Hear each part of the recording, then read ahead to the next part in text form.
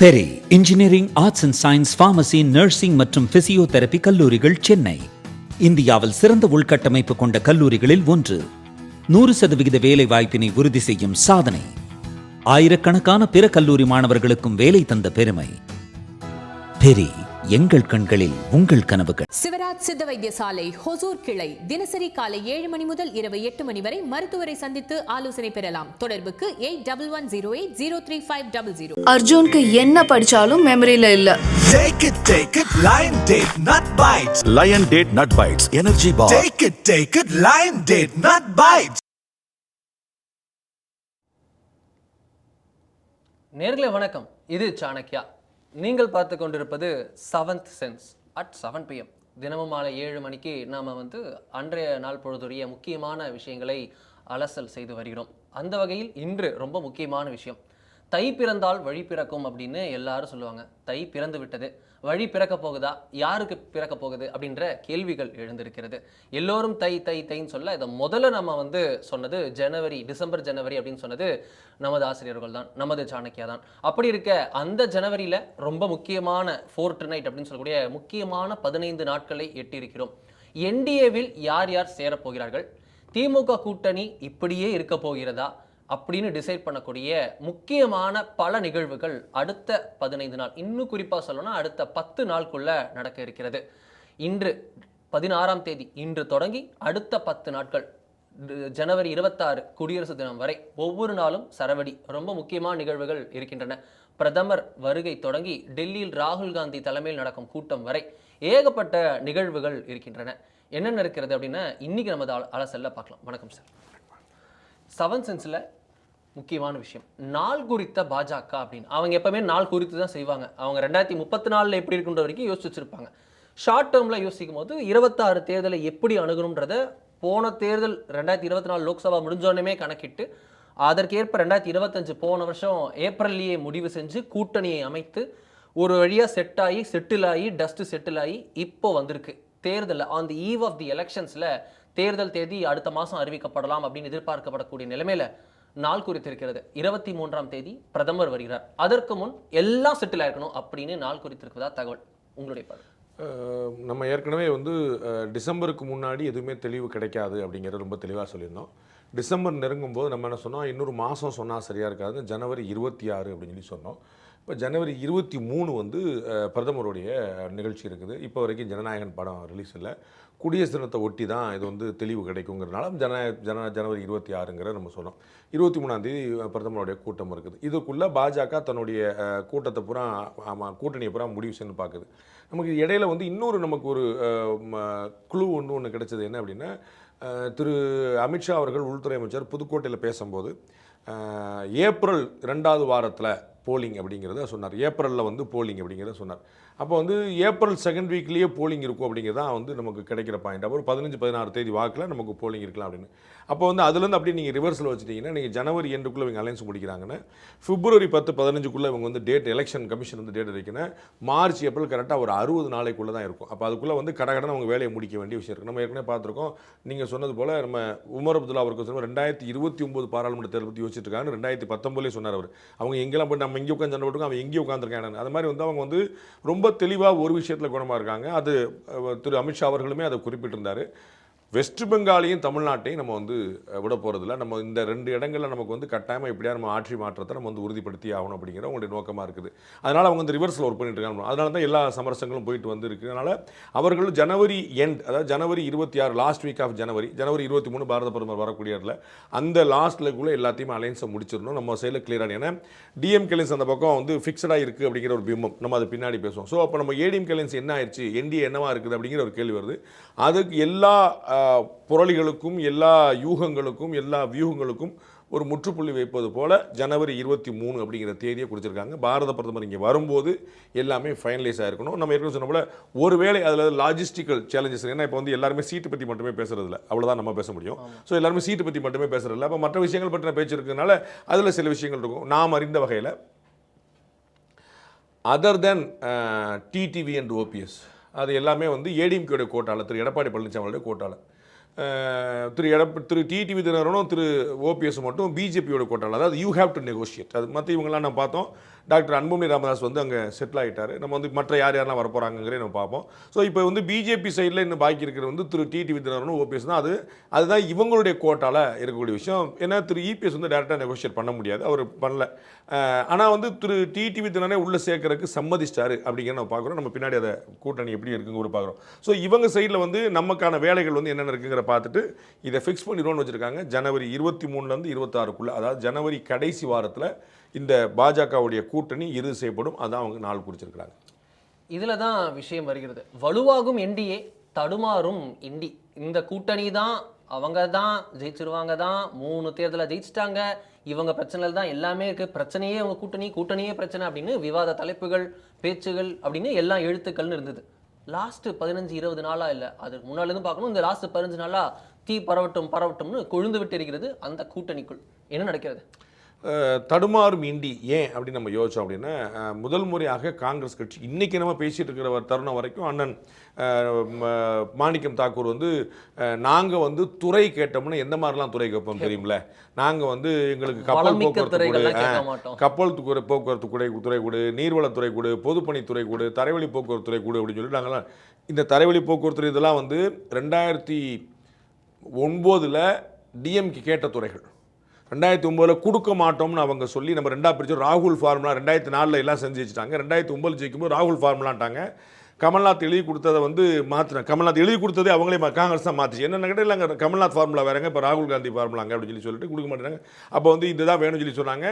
திமுக இல்லாமலேயே மன்மோகன் சிங் அமைச்சரவை 2ஆம் முறையாக பதவி ஏற்றது. அது பிறகு ஒரு 15-20 நாள் கழிச்சு தான் திருப்பி திமுக வந்து சேர்ந்தாங்கன்னு பார்க்குறோம்.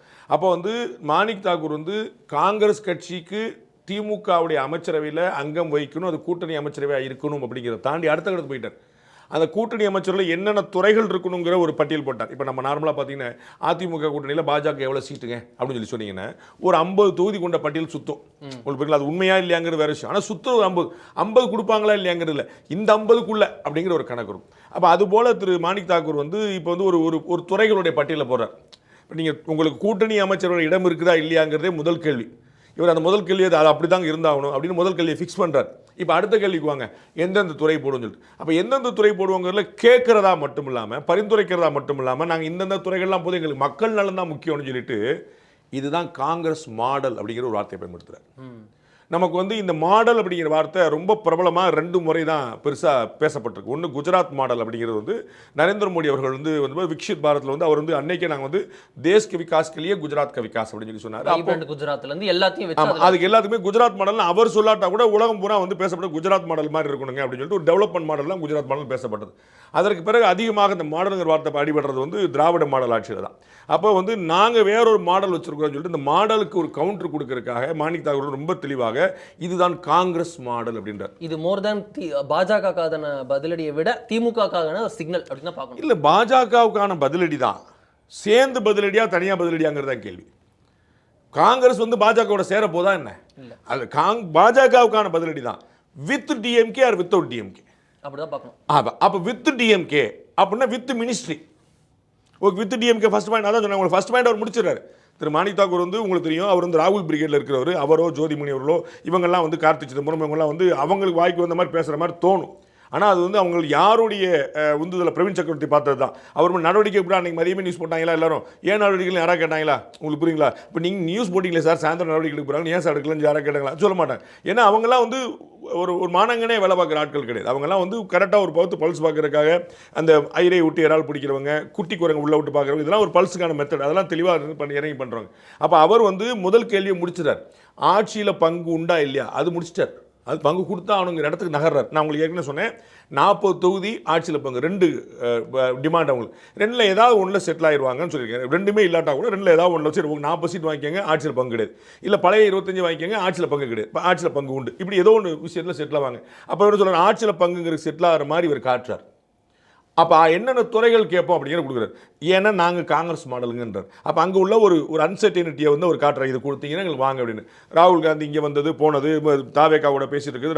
ராகுல் காந்தி வந்து ஜனநாயகனுக்காக குரல் கொடுத்தது, இதெல்லாம் ஒரு சினிமாவுக்கு சென்சார் போர்டில் உள்ள ப்ராப்ளத்துக்கு ஒரு அகில இந்திய தலைவர் வந்து குரல் கொடுக்கணும், ஒரு பிரைம் மினிஸ்டர் மெட்டீரியல் வந்து குரல் கொடுக்க வேண்டிய அவசியம் இல்லை, அவ்வளோக்கான பிரச்சனை இல்லை. ஆனால் அவர் கொடுக்குறாருன்னு அந்த சிம்பத்தி டுவர்ட்ஸ் விஜய், அதுதான் நமக்கு. இப்போ டிஎம்கே அலைன்ஸில் இருக்குங்கிற பார்க்குறோம். டிஎம்கேவை தாவேக்கா கடுமையாக எதிர்க்குதுங்கிற பார்க்குறோம்.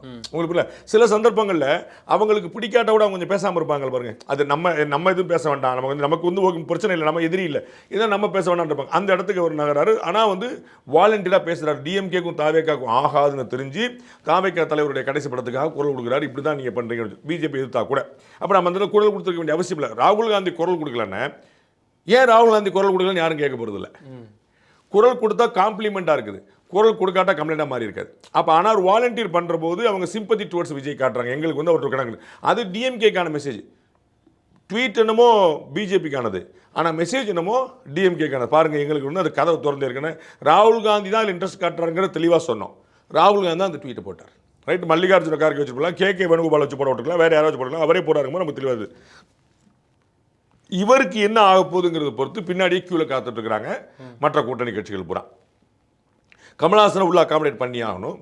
தேமுதிகாட்டையும் பேசிட்டு இருக்காங்க, சீனியர் டாக்டரையும் பேசிட்டு இருக்காங்க, நடக்க போகிறதில்ல. அதை அந்த பக்கம் பார்ப்போம். ஆனால் ஒரு அட்டம்ப்ட் வந்து ஓடிட்டே இருக்க, அவங்க எந்த பக்கம் முக்கிய வைக்கல. இதை வச்சு தான் அவங்களும் வந்து ஓடிட்டு இருக்காங்க. எப்படி காங்கிரஸ் வந்து தாவேக்கா வச்சுட்டு இங்கே பண்ணிட்டு இருக்குதோ, அதே மாதிரி தேமுதிக வந்து ஏடிஎம்கே காட்டி பண்ணுறது. எங்களை பார்த்துங்க, எங்களுக்குலாம் டிமாண்ட் எவ்வளோ இருக்கு பாருங்க, அந்த மாதிரி ஒரு கணக்கு ஓடிட்டு இருக்கு. ஸோ அது வந்து என்ன ஆகுங்கிற பார்க்கணும். அப்போ டிஎம்கே வந்து தன்னுடைய கூட்டணியை பலப்படுத்துறதுக்காக முயற்சி பண்ணிட்டு இருக்கு. அதில் என்ன ஆகுங்கிறதுக்காக சந்தர்ப்பத்துக்காக விடுதலை சிறுத்தைகள் 2 கம்யூனிஸ்ட் மதிமுக எல்லாம் காத்துட்டு இருக்காங்க. கமல்ஹாசன் உள்ள அகாமடேட் பண்ணி ஆகணும், மதிமுக சொந்த சின்னம் கொடுத்தாகணும். 2 கம்யூனிஸ்டுக்கும் விடுதலை சிறுத்தைகளுக்கும் பழைய சீட்டு கொடுக்க முடியாது. ஏன்னா காங்கிரஸ் நீங்கள் பழைய சீட் கொடுக்கல, அப்போ எங்களுக்கு கொடுங்க, மொத்தமாக கொடுக்காட்டாலும் கொஞ்சமாவது கொடுங்க ஒரு கணக்கு. ஸோ அந்த இடத்துல ஒரு கன்ஃபியூஷன் இருக்காங்க. வேற வலுவாகும் என்டிஏ எங்கே வருது அப்படின்னா, கூட்டணியே காலி, கூட்டணியே இல்லை, ஏடிஎம்கே பிஜேபி ஒரு ஆளே இல்லைன்னு சொல்லிட்டு தமாக வந்து முதல் அதிகாரப்பூர்வம் அறிவிச்சு நாங்கள் வந்து என்டிஏ கூட்டணியில் இருக்கிறோன்னு. இன்றைக்கி பாட்டாளி மக்கள் கட்சி டாக்டர் அன்புமணி ராமச்சந்திரன் அவர் வந்து வந்துட்டார். ரொம்ப சீக்கிரமே பெரிய டாக்டர் ராமதாஸும் உள்ளே வரப்போகிறார், இதே இடத்துல வரப்போகிறாரு. டாக்டர் அன்புமணி ராமதாஸுக்கு எவ்வளோ சீட்டுங்கிற வரைக்கும் ஃபிக்ஸ் பண்ணிட்டாங்க, அது வந்து அதையும் ஃபிக்ஸ் பண்ணி வச்சுட்டாங்க. அடுத்து வந்து சீனியர் டாக்டரும் உள்ளே வரப்போகிறார். அவரும் வந்து ஏடிஎம்கேல இருக்கக்கூடிய மூத்த தலைவர்கள்ட்ட அவர் பேசிட்டு தான் இருக்கார். They are in very good relationship. ஏன்னா எடப்பாடி தொகுதி அதில் வந்து பெரும்பான்மை வன்னியர்கள். அப்போ வந்து அவங்க உள்ளே இருக்கிறது வந்து ரொம்ப 2021 பெரிய ரிஸ்க் எடுத்து அவங்க பண்ணதுக்கான காரணமும் அங்கே வந்து. ஸோ அங்கே அவங்க கம்ஃபர்ட்டாக இருந்தால் தான் தமிழ்நாடு முழுக்க அவர் வந்து பிரச்சாரம் பண்ண முடியும். அங்கே ஒரு அன்சர்டனிட்டி வச்சுக்கிட்டு ஒரு டஃப் ஃபைட் வச்சுட்டு பண்ண முடியாது. அதனால் வந்து அவங்க இருக்கிறாங்க. ப்ளஸ் வந்து பாமகவுக்குமே இயல்புலேயே அது வந்து ஏடிஎம்கேவோட தான் நல்லா பொருந்தி போவாங்க, டிஎம்கேவோட. ஏன்னா வந்து கலைஞரை பற்றியே வந்து சீனியர் டாக்டர் ராமதாஸ் எவ்வளோ விமர்சனம் பண்ணியிருக்காருங்க நமக்கு எல்லாருக்குமே தெரியும். வந்து ஜெயலலிதா மேலே எங்களுக்கு வருத்தம் இருந்தாலும் கருணாநிதி இப்படி நடந்துக்கிட்டாருங்கலாம் நிறையா சொல்லியிருக்காங்க, அது திமுக காரங்களும் தெரியும். ஸோ அவரும் அங்கே உள்ளே வந்துடுறார். திரு டிடிவி தினகரன் ஏற்கனவே சொன்ன போல அது பிஜேபி கோட்டாவில் வச்சு பேசி செட்டில் பண்ணிட்டாங்க. திரு ஓபிஎஸ்ஸை சேர்க்க மாட்டேன் அப்படின்னு திரு இபிஎஸ் சொல்லியிருக்காரு. அப்போ ஓபிஎஸ்க்கு வந்து பிஜேபியில் என்ன நினைக்கிறாங்கன்னா, நம்ம வந்து டிடிவியோட கோட்டாலே கொண்டு வந்துடுவோம்.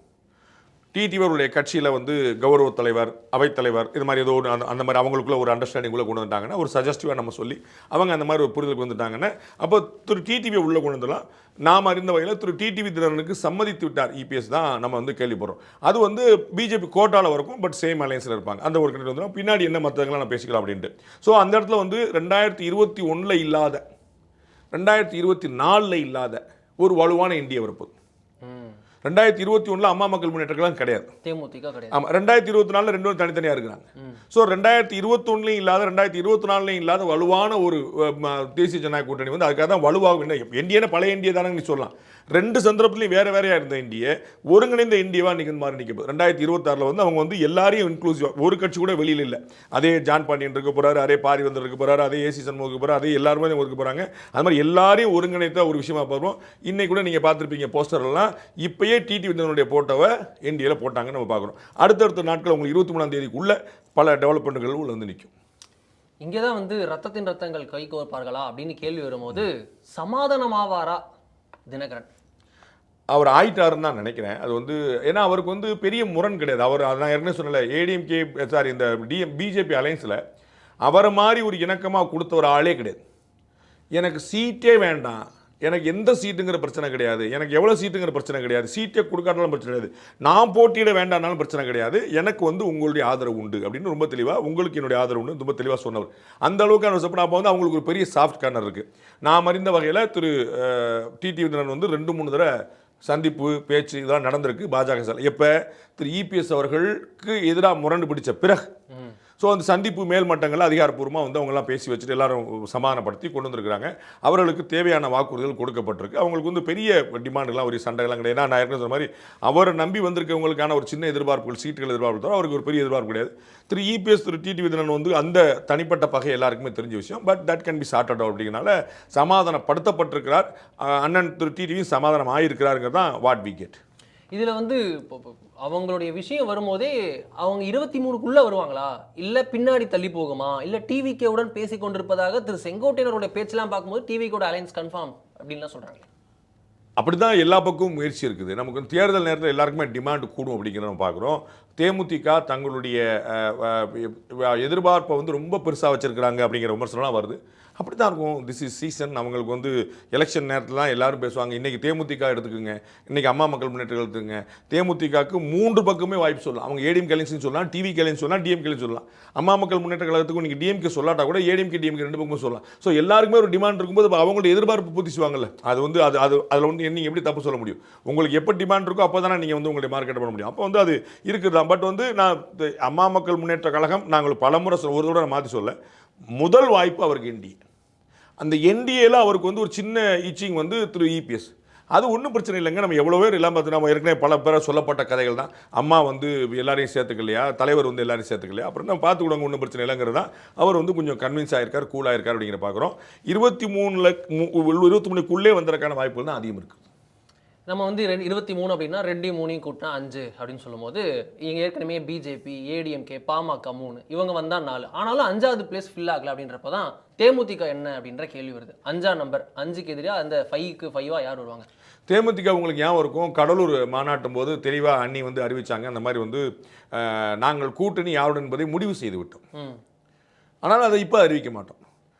அப்புறம் அறிவிக்கிறதுக்கு என்ன இருக்குது? அப்புறம் அறிவிக்கிறதுனா 23ஆம் தேதி இருக்குது. அவ்வளோதான், வேற ஒன்றும் கிடையாது. நம்ம வந்து அன்னைக்கு அறிவிச்சிட்டா அது வந்து ஓகே, அது கணக்கோட போயிடும். அப்படிங்கிறனால 23ஆம் தேதி சேர்ந்து பண்ணலாம் அப்படிங்கிறக்கா பண்ணுவாங்க. வேற ஒன்று கிடையாது. அவங்களுக்கு வந்து ஹையஸ்ட் டிமாண்டில் அவங்க இருக்கிறாங்க.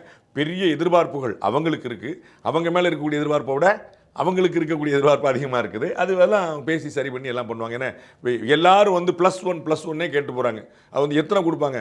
வாசனுக்கு ஒரு ராஜ்யசபா கொடுக்கணும், தேமுதிகவுக்கு ஒரு ராஜ்யசபா கொடுக்கணும், இன்னொரு கட்சிக்கு ஒரு ராஜ்யசபா, இப்படி ஒவ்வொரு கட்சிக்காக பாமகவுக்கு ஒரு ராஜ்யசபா கொடுக்கணும். இப்படி ஒவ்வொருக்கா ராஜ்யசபா எங்கே போகுது அப்படிங்கிறது ஒரு கணக்கு இருக்குல்ல. அதனால் வந்து கொஞ்சம் முன்ன வச்சு பேசி வச்சுருப்பாங்க. But this will be settle right. என்ன என்டிஏ தான் அதான் முதல் நம்ம வந்து 2 பேர்ட்டையுமே நம்ம பேசலை. 2 பேருக்கு மிடில் மேலே நம்ம இல்லை. அதனால் வந்து அவங்க தான் அப்படி நம்ம வந்து உத்தரவாதமாக சொல்ல முடியாது. நம்ம சொல்கிறது தான் என்னென்ன டிப்ளமேட்டிக்கலாக முதல் வாய்ப்பு அவங்களுக்கு இங்கே தான் இருக்குது. அவங்க where she can be comfort. அதான் பார்க்குறோம். போன முறையே அவங்க வந்து அதிமுக பாஜக பிரிஞ்சிருந்த போதே அவங்க அதிமுக தான் தொடர்ந்தாங்க. நம்ம அதை பார்க்குறோம். அதில் எங்களுக்கு ராஜ்யசபாவுடைய ப்ராமிஸ் நிறைவேற்றப்படலையே அப்படிங்கிற வருத்தத்தை வெளிப்படையாக சொன்னாங்க. அதுக்கப்புறம் வந்து நாங்கள் 2026க்கான வாய்ப்பை நாங்கள் செய்வோம் அப்படின்னு சொல்லி சொன்னாங்க. 2026 if I am not wrong, Thiru CV Shanmugam வந்து அவர் வந்து ரிசைன் பண்ணிவிட்டு அவர் வந்து இதில் சட்டமன்றத்தை போட்டி கொடுத்து அநேகமாக மயிலம் சட்டமன்ற தொகுதியில் போட்டியிடக்கூடிய வாய்ப்பு இருக்குது. முன்னாள் அமைச்சர் திரு சிவி சண்முகம் அவர். அப்போ அந்த ராஜ்யசபா சீட்டு வேகன்சி வந்து கொடுத்துருவாங்க. அது வந்து 3-4 வருஷம் கிட்ட இருக்கும். அது முதல்ல இப்போதைக்கு உடனடியாக, அப்புறம் நம்ம எக்ஸ்டெண்ட் பண்ணுற பற்றி பார்த்துக்கலாங்கிற மாதிரி அந்த மாதிரி ஒரு சீட் வந்து கொடுப்பாங்க நம்ம நினைக்கிறோம். அது வந்து ஏன்னா if I am not wrong, Thiru EPS அவர்கள் வந்து 2026 பார்ப்போம் அப்படின்னு தான் நாங்கள் சொல்லியிருந்தோம் சொல்லி சொன்னாங்க. 2026ங்கிறது இப்போ தாங்கனால அந்த மாதிரி சாட்டிஸ்ஃபை ஆகிடும் நினைக்கிறேன். அது வந்து ஒரு பெரிய சேலஞ்சஸ் இருக்காதுன்னு நான் நினைக்கிறேன். ஓகே, இதில் தான் வந்து முக்கியமான விஷயம். இவ்வளோ பேர் ஃபிட்டுன்னு ஆகும்போது இந்த கெமிஸ்ட்ரி ஒர்க் அவுட் ஆகுமா? 23ஆம் தேதி பிரதமர் வரார், அதுக்குள்ளே ஃபிட் பண்ணணும், அலையன்ஸை ஃபிட் பண்ணணும்னு பார்க்குறாங்க. கெமிஸ்ட்ரி ஃபிட்டுன்னு ஆகுமா? நான் ரிவர்ஸில் அதுக்கு பதில் சொல்லணும். கெமிஸ்ட்ரி ஒர்க் அவுட் ஆகிறதுனால தான் இவங்க அங்கே இருக்காங்கன்னே சொல்ல வரேன். இவர்கள் யாரும் முரண்பட்டவர்கள் கிடையாது. திரு இபிஎஸ்க்கும் திரு டிடிவிக்குமான தனிப்பட்ட அந்த ஈகோ கிளாஷ், அது பழைய கிளாஸ், அது ஒன் டைம் கிளாஸ். அதை தவிர வேறு முரண்பட்டது யாரும் கிடையாது. பாஜகவுடைய கூட்டணியில் அமைச்சராக அங்கம் வைத்தவர் டாக்டர் அன்புமணி ராமதாஸ். பாஜகவுடைய பெரிய அன்பை பெற்றவர் கேப்டன். 2014 வெற்றி பெற்ற போது பாராளுமன்ற வளாகத்தில் கேப்டன் வந்து பிரதமருடைய கன்னத்தை தடவி கொடுத்ததும் கட்டி பிடிச்சதும் வந்து கண்கூடா பார்த்த விஷயம். கேப்டன் மேலே பெரிய மரியாதை வச்சுருந்தாங்க பார்த்தோம். அவர்களுக்கான விருது அந்நியார் போய் வாங்கிட்டு வந்தாங்க. அந்த விருதை வந்து கொடுத்தது பாஜக அரசுங்கிறத பார்க்குறோம். ஸோ அது எல்லாமே வந்து பாஜகவுக்கும் தேமுதிகவுக்கும் இருக்கக்கூடிய நல்ல உறவை உங்களுக்கு நினைவுக்கு முந்தைய தேர்தலில் கலைஞர்கள் இருக்கும்போது பழம் நழுவி பாலில் விழுந்தாங்கன்னு போகும்போது அது தேமுதிக இங்கே தான் வந்துச்சுங்கிறத நம்ம பார்க்கணும். ஸோ அவங்களுக்கு வந்து ஃபர்ஸ்ட் ப்ரிஃபரன்ஸ் வந்து என்டிஏ தான். அதில் வந்து இங்கே வந்து முரண்பட்டவர்கள் இவங்க எப்படி இங்கே ஒன்று சேருவாங்கிற மாதிரி காங்கிரஸும் திமுக ஒன்று சேர்ந்துருக்கல, அந்த மாதிரி இங்கே கிடையாது. இல்லை, இங்கே வந்து இவங்க 2 பேர் தாய் வழி வந்த தங்கங்கள் அப்படின்னு சொல்லிட்டு அவங்க 2 பேரை சொல்லலாம். பட் ஆனால் அவங்க 2 பேர் ஈகோ கிளாஸ் தெரியும். இவங்க 2 பேருக்கும் வந்து எப்பேற்பட்ட தகராறு இருந்தது பாமக பாபா காலத்திலேருந்து பார்த்துட்டு வட மாவட்டங்களை சேர்ந்த அதெல்லாம் எப்பயே சரியா போச்சு. அதெல்லாம் ஒரு ப்ராப்ளமே கிடையாது. அது தேமுதிகவுக்கும் பாமகவுக்குமான பகை வந்து பழைய கதை. அதெல்லாம் இப்போ நோவேர். அதெல்லாம் செட்டில் ஆகி எல்லாரும் அவங்கவுங்க போயிட்டு அதெல்லாம் அடுத்த வேலையை பார்க்க போயிட்டாங்க. Everybody knows their own possession and value. அதில் ஒரு கான்ஃபிடன்ஸ் நான் சொன்ன கெமிஸ்ட்ரி ஒர்க் அவுட் ஆக போய் தான் இருக்கு. அவங்களுக்கு வந்து நீங்கள் கொஞ்சம் நீங்கள் வந்து சாதாரணமான ஒரு பார்வையாளர் யோசிங்களேன். அன்னி வந்து டிஎம்கே கூட உட்காந்து பிரச்சாரம் பண்ணால் சரியா இருக்குமா, ஏடிஎம்கே கூட உட்காந்து பிரச்சாரம் பண்ணால் சரியா இருக்குமா? கலைஞரை பற்றி கேப்டன் அவர்கள் என்ன சொல்லியிருக்காரு, திமுக ஆட்சியை பற்றி கேப்டன் சொல்லியிருக்காரு. அது உங்களுக்கு பொருந்தணும்ல. ஒன்று தீய சக்தி திமுகன்னு அதிகமாக சொன்னதில் இவங்களும் ஒரு அப்போ அவங்க என்னன்னா கேப்டனுடைய மனசாட்சிக்கு ஆத்மாவுக்கு விரோதமாக அன்னி செயல்படுறாங்கிற மாதிரி போய் நின்றோம். அதனால வந்து அது அவங்களுக்கு முதல் அதாவது ஒத்து வரலன்னு நாங்கள் கூட கொடுத்து நடத்த முடியாது. அதில் வந்து குழப்பம் இல்லை. என்டிஏ பொருந்தலை, நம்ம கேட்குற எதுவுமே செய்யலை அப்படின்னா அவங்க வந்து இருக்க முடியாது. அது ஒரு விஷயம். ஆனால் அவருடைய ப்ரிஃபரன்ஸ் என்டிஏவாக தான் இருக்குன்னு நான் வந்து சொல்லுவது முதல் வாய்ப்பு அவர்களுக்கும் சரியாக பொருந்தக்கூடிய கூட்டணியும் அங்கே தான் இருக்குது. அதற்கு மேலே இப்போ பாருங்களேன், கம்யூனிஸ்டுகள், விடுதலை சிறுத்தைகள், மதிமுக இவங்கெல்லாம் எங்கேயாவது பொருந்தாமல் இருக்காங்களா? ரொம்ப ஆப்டாக பொருந்திக்கிறாங்க. உங்களுக்கு புரியுங்களா? அது ஜெல் ஆகுது இயல்பில். காங்கிரஸும் விடுதலை சிறுத்தைகள்லாம் சிக்கலாகும், காங்கிரஸும் திமுக தான் சிக்கலாகும். ஆனால் இந்த 4 பேர் பாருங்க சிக்கல். 2 கம்யூனிஸ்ட் விடுதலை சிறுத்தை மதிமுக அவங்க நேச்சுரல் அலைன்ஸாக இருப்பாங்க. அவங்க தான் மக்கள் நல கூட்டணியாக இருந்தாங்க, அவங்க தான் திமுக கூட்டணியாக இருக்கிறாங்க. அவங்க இன்றைக்கும் கூட ஒன்றா ஏதாவது முடிவு எடுப்பாங்களோங்கிற கணக்கில் உட்காந்து. அப்போ என்னன்னா அந்த ஜெல்லாகிற ஐடியாலஜிக்கலாக ஜெல்லாக இருந்துச்சு. அந்த மாதிரி ஜெல்லாகக்கூடியவங்க தான் இவங்களுக்கு. கெமிஸ்ட்ரி தான் ஃபர்ஸ்ட் பாயிண்ட்டு, அரித்மெட்டிக் தான் நெக்ஸ்ட் பாயிண்ட். இந்த அரித்மெட்டிக், இந்த கெமிஸ்ட்ரி, இந்த பயாலஜி, ஃபிசிக்ஸ் எல்லாம் வந்து எப்போ செட் ஆகும் அப்படின்றத பொறுத்துட்டு தான் பார்க்கணும். எக்ஸாமுக்கு முன்னாடி மாடல் எக்ஸாம் வந்து எல்லாம் இருக்குல்ல, 23ஆம் தேதி முதல் ப்ராக்டிகல்ஸ்லாம் வர இருக்கிறது. எப்படி இருக்குன்றதை பார்ப்போம். பிரதமர் ரேலியை ஒட்டி தூங்குகிறது தமிழக அரசியல் களத்தின் அரசியல் வேட்டை. தொடர்ந்து இணைந்திருங்கள் சாணக்கியாவுடன், 7 சென்ஸுடன். மீண்டும் இன்னொரு நிகழ்ச்சி சந்திப்போம். அதுவரை நன்றி, வணக்கம்.